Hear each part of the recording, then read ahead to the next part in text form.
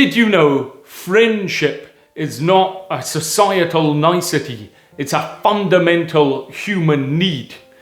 So today I'm going to be unpacking the key points from Linda Denworth's book, Friendship, the Evolution, Biology and Extraordinary Power of Life's Fundamental Bonds.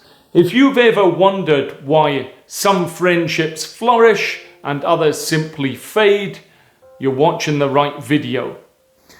So, friendship is fundamental for our well-being. And even as babies, when babies are born, soon they're wired to actually connect with other people, looking at faces. And this sets the stage for important social interactions that will shape their lives. There's three key pillars to friendship: proximity, reciprocity, and similarity. So the more time we spend with somebody, the more likely we are to become friends with them. But it's not just about that proximity. Reciprocity and shared interests also play a massive role. So there's something that might surprise you. Friendship isn't just good for the soul, it's good for your health as well. We've done research, or I've not, but other people have, and it's shown that if you've got close friends, it can boost your immune system. Equally, loneliness has detrimental effects on your health. So if you want to get lonely, you may have a shorter lifespan. So let's not have chronic diseases and get some friends, because it makes life more fun. But it's not just about having lots of friends, it's about the quality of the relationships. Because ambivalent relationships, where you're unsure if somebody is really a friend or not, can add to stress.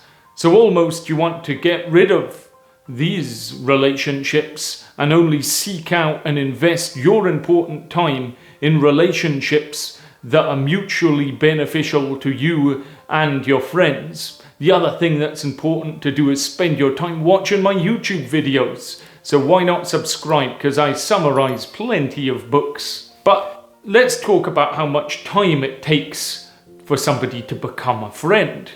Apparently, it takes 40 to 60 hours to move from being an acquaintance to friends. And in different countries, people have a different definition of friends, clearly, where they think of a friend as only a really close friend, other people are colleagues. And then you've got other categories like a Facebook friend, which can be just somebody you've met once. But if you're looking to have a close friendship with somebody, it's apparently 100+ hours of shared experiences that you need. Now I know what you're obviously thinking. Well, I don't, because I'm not psychic, but bear with me.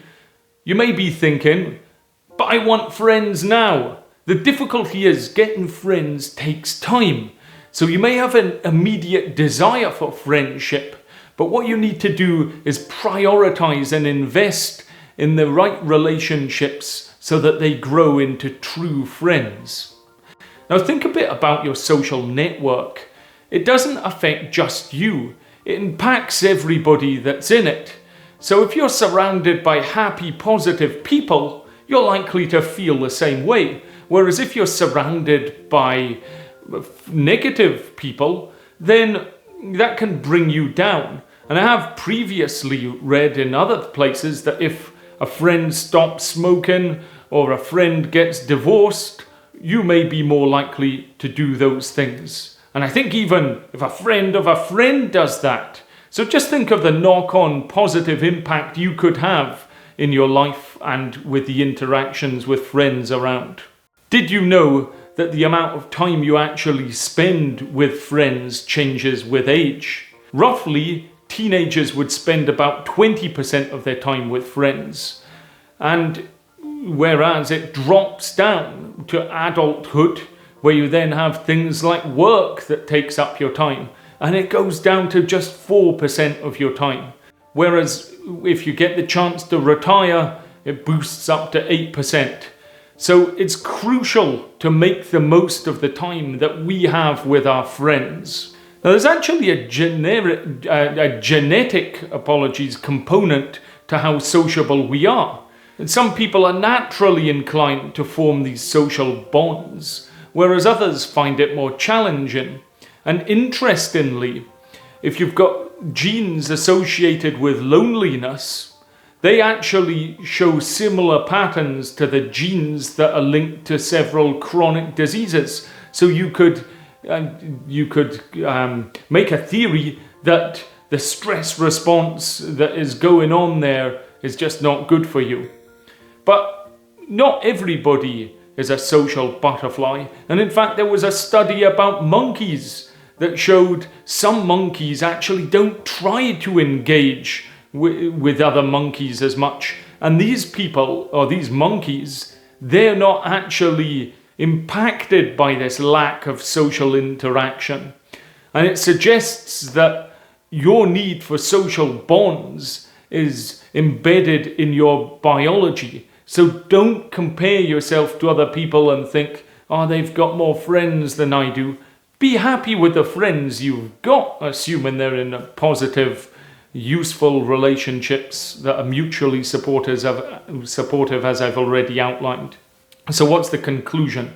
Friendship, it's powerful, but it's more than just hanging out.